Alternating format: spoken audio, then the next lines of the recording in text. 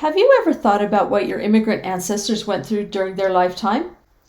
I went to a class at Roots Tech that talked about our ancestors and family in a whole different way. This class focused on learning about your ancestors and feeling gratitude for the experience in their lives. My Lithuanian family has always been a mystery and a fascination to me. It's only been in the last 10 years that I finally made some progress with my research. Here's a little bit of history to start. As you can see from the map, Kybarti, or Kybartai, or Kybarte, with a rolled R, of course, which I can't do, is pronounced differently depending on whether you're speaking Lithuanian, Russian, or Polish. Lithuania is situated adjacent to the border of Russia to the west. Poland is to the south. There have been many border changes over the years for that little town. It's been Russia, Poland, and Lithuania, depending on what regime was in charge. Imagine if the state of Utah was divided 3 different ways and each area spoke a different language and had some similar but also some different customs. Not quite the same, but something to think about. No wonder my family history has been a challenge. How would you feel if your family was forced to fight in an army that wasn't even their nation? Many Lithuanians were being conscripted into the Russian army in the late 1890s. Would you have options? My family wasn't rich, but they made a very conscientious choice. My great-grandparents must have wanted more for themselves and the children. So how did they leave? Most people leaving the area found the closest shipping port. For my family and many Lithuanians, it was Hamburg, Germany. The other available port was Bremen, which was 1,308 kilometers or 814 miles from Kybarti. The Hamburg port was 1,231 kilometers or 766 miles from their town of Kybarti. Now, 766 miles for us is a very long day's drive in a car. Suppose you had to walk those 766 miles and pray that your animal, donkey, horse, or whatever, could make the trip. My family didn't have much, so I suspect that they walked many of the 766 miles. Just speculation, of course, but very plausible. This picture is from Pixabay. Of course, Hamburg Harbor didn't look like this in the 1800s. You will have to use your imagination. Here are immigrants at Ellis Island. My relatives made it to this point in their journey. So, what were their thoughts? Would they pass the inspectors or be sent back to the home country because they weren't fit in some way? I can't even imagine what it must have been like. These small suitcases and their memories were all that the immigrants had available to stuff in a lifetime of living when leaving their home country. Were they excited, scared, bewildered? I suspect that my ancestors felt all of those emotions. In my family, immigration to the United States happened in the late 1800s and the very early 1900s. Imagine leaving all you have ever known to go to a country you have never seen. How do you decide to leave? How do you pay for the trip? Did all of the family come to the United States together, or did they come as they could afford it? What port did your family leave from? How did you even find out the procedure to leave? For my family, and I'm sure many others, they were a close-knit family and probably got immigration information from people in their village or in their church. So, meet my great-grandfather and great-grandmother. My great-grandfather, William Brunsky, died in 1896. I don't think he got to spend much time in this country. Curious note from this picture, though. The last time I saw my grandfather, I asked him about this little nondescript stone right behind this stone. My grandfather said, very casually, "Oh, that's from my brother. He died when he was 6 and we forgot all about him." I thought that was pretty sad. The next time I went to that cemetery, that little stone was gone, and so was my grandfather. I'm so glad I took a picture and wrestled the story out of my grandfather. On the right is my great-grandmother, Frances Shaquitis Burinskas Stasakaitis, and her second husband, Joseph Stasakaitis.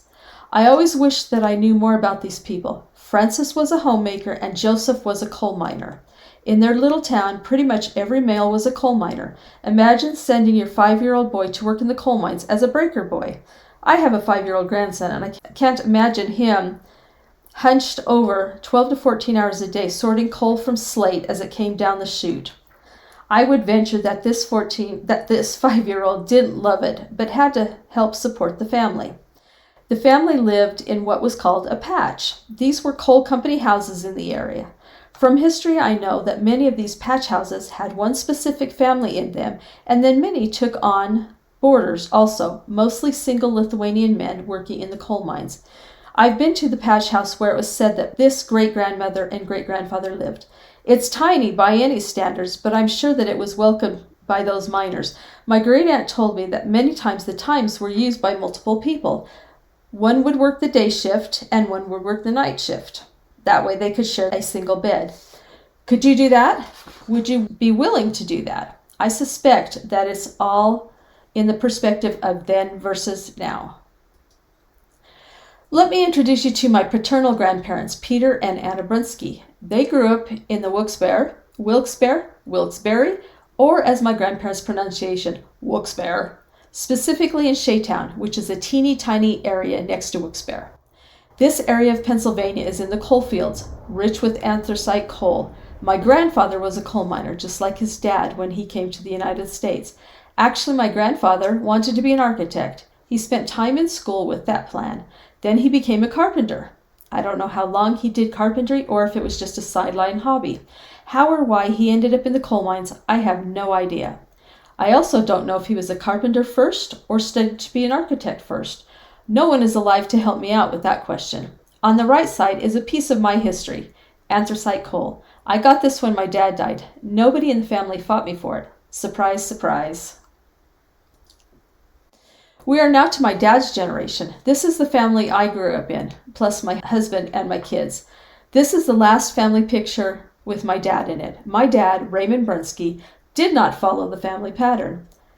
He joined the Air Force and was shipped from Pennsylvania to Hill Air Force Base in Utah. He was an airplane mechanic who was due to ship out into the Korean War, but lucky for him, the war ended just as he was to ship out. I wonder how my dad felt about that. I wish I had known the questions to ask while he was still alive. He never talked about it much, except to remind me that he met my mom when he was at Hill Air Force Base. His parents and siblings expected him to move back to Pennsylvania. I found out a couple of years ago that his whole family thought that he stayed west because my mom made him. In reality, he hated the humidity in Pennsylvania and loved the desert.